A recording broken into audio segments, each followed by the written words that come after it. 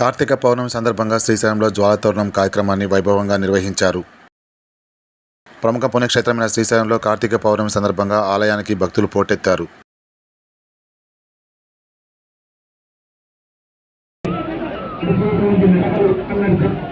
శ్రీశైల క్షేత్రం భక్తులతో నిండిపోయింది. కార్తీక పౌర్ణమి పురస్కరించుకొని ఆలయం ముందు భాగాన గంగాధర మండపం వద్ద అత్యంత వైభవంగా కన్నుల పండుగగా జ్వాలాతోరణ మహోత్సవాన్ని దేవస్థానం వారు వైభవంగా నిర్వహించారు.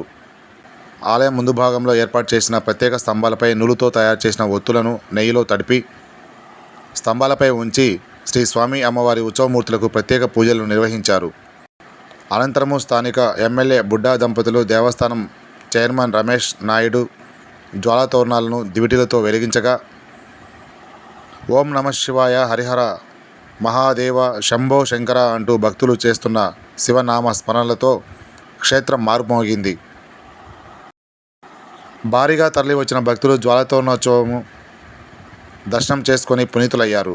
ఓ పక్క జ్వాలాతోరణం జరుగుతుండగా మరోపక్క గంగాధర మండపం వద్ద ఒత్తులు మంటలతో వెలుగుతుండగా మరోపక్క భక్తులు జ్వాలాతోరణం కింద నుంచి దాటుతూ తమ భక్తిని చాటుకున్నారు.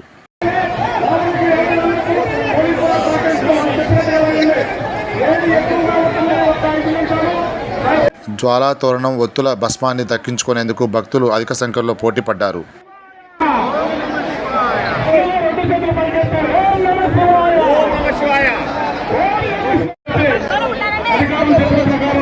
అనంతరము ఆలయ పుష్కరిణి వద్ద లక్ష దీపోత్సవము, దశహారతుల కార్యక్రమాన్ని ఘనంగా నిర్వహించారు.